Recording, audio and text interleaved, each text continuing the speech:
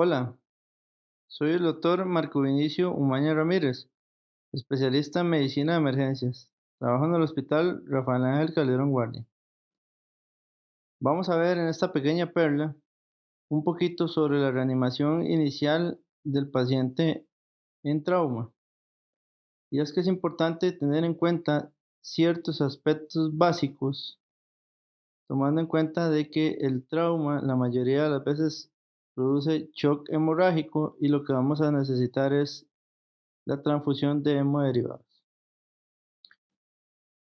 Entonces, vamos a tener un concepto inicial importante y es que cuánto volumen deberíamos pasarle a los pacientes. Tenemos que tomar en cuenta que muchas veces el paciente politraumatizado inicialmente va a presentar shock hemorrágico, pero existe un grupo de pacientes politraumatizados que muchas veces después de realizar la tomografía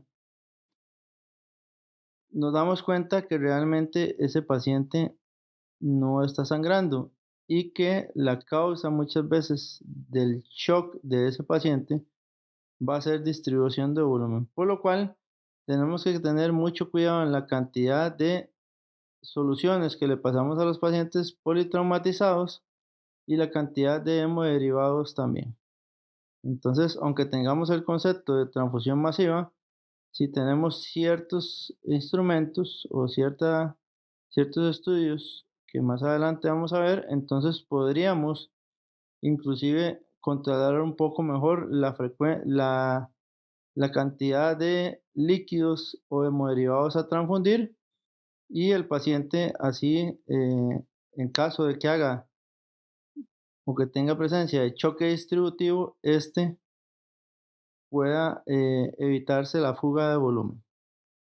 Y es que esto se explica por esta diapositiva. Normalmente estamos acostumbrados a pensar que la respuesta inflamatoria sistémica se produce solo por la sepsis. Recordemos que la respuesta inflamatoria sistémica al final lo que produce es aumento de la permeabilidad capilar y eso va a producir distribución de volumen, que es lo que pasa fisiopatológicamente en el choque séptico. Pero también hay otras patologías que producen esto, como la pancreatitis, las quemaduras y dentro de ellas también el trauma. Entonces, todas estas patologías que aquí se muestran, no solo necesariamente la sepsis, pueden producir distribución. ¿Qué es lo que pasa entonces si a un paciente de estos le metemos gran cantidad de volumen? Bueno, entonces pueden pasar dos situaciones importantes. Y es que recordemos que en el choque distributivo o en la distribución de volumen que se da en estos pacientes, parte del espacio intravascular o el líquido intravascular va a pasar al líquido intersticial. Entonces, ¿cuáles son los dos principales intersticios que tenemos y que pueden sufrir de edema? Bueno, uno de ellos es la cavidad abdominal.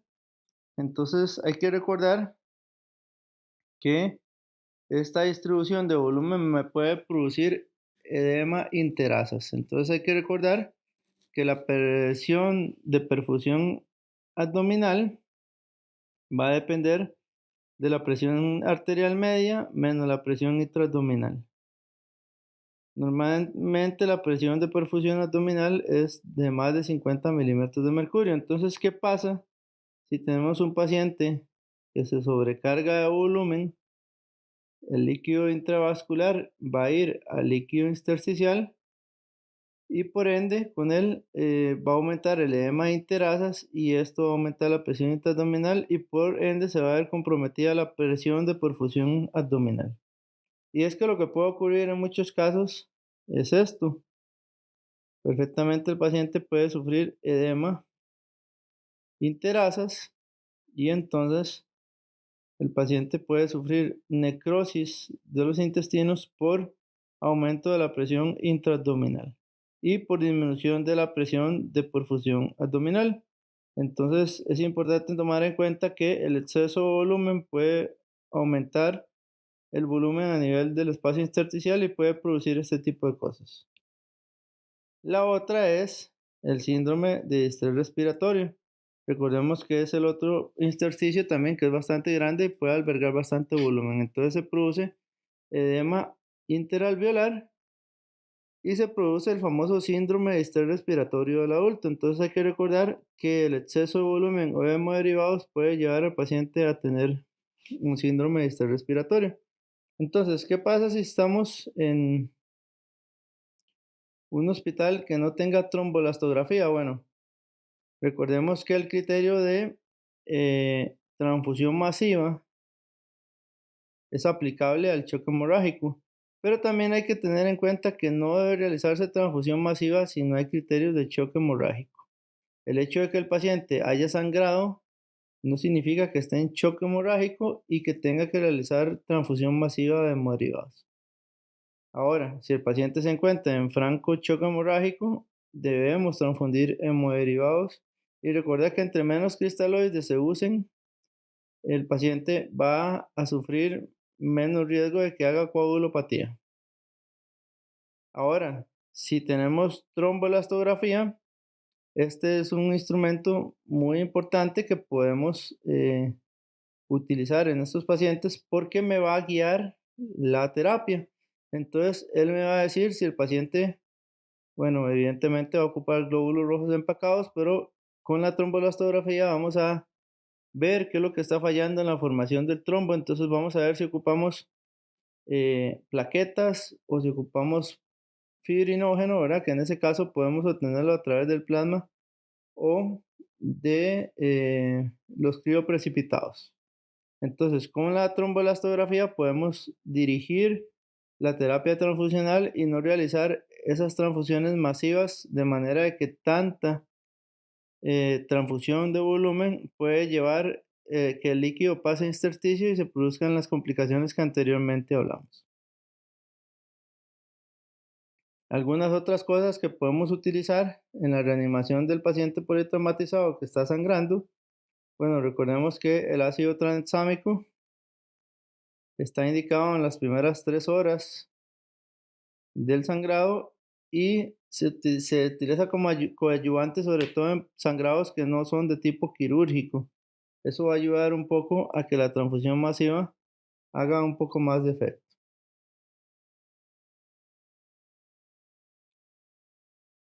También es importante recordar que en los pacientes con trauma mayor, los estudios que debemos realizar son dinámicos. Dentro de ellos tenemos la ecografía que se puede realizar a la cama del paciente y también tenemos la tomografía corporal total, que es la que vemos en imágenes, que es un escaneo total que me permite ver ciertos sangrados y ciertas lesiones. Entonces, volviendo un poco a la idea de que no siempre el paciente está sangrando, aunque esté en shock. Bueno, recordemos que en trauma, evidentemente, primero vamos a descartar siempre el choque hemorrágico como primera causa, pero si ya tenemos el abordaje inicial y estudios, por ejemplo, un estudio de imágenes como el TAC, que me demuestren que ese paciente no está sangrando, podemos estar ante la distribución de volumen, que como dijimos anteriormente, se producen todas estas patologías, produciéndose distribución que lo que va a hacer es pasar líquido del volumen intravascular al espacio intersticial y que también va a producir vasoplejías severas en estos pacientes.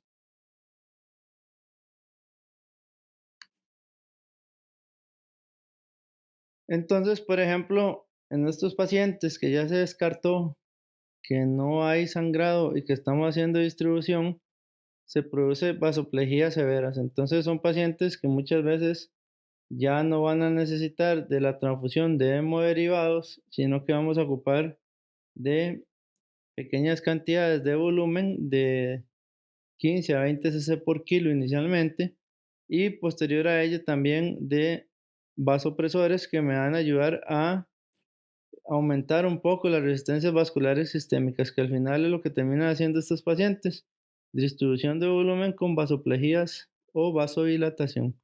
Por ejemplo, vean acá las resistencias vasculares sistémicas, el RVS, está en 484 en este paciente politraumatizado severo.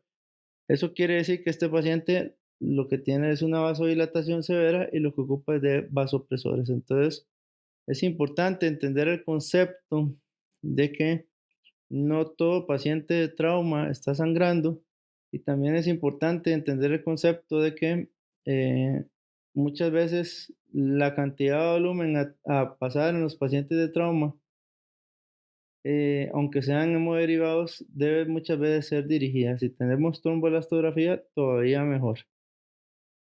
Entonces hay que tener un poquito de cuidado. eh, Igual, si tenemos la certeza de que el paciente lo que tiene es un choque hemorrágico, debemos realizar la transfusión masiva. Si no tenemos tromboelastografía, debemos realizarla a como está estipulado en el 111. Entonces, esto es una pequeña perla de lo que hacemos en la reanimación de los pacientes politraumatizados. Muchas gracias y recuerden visitar www.resuscitation.com. Nos vemos en la siguiente perla. Gracias.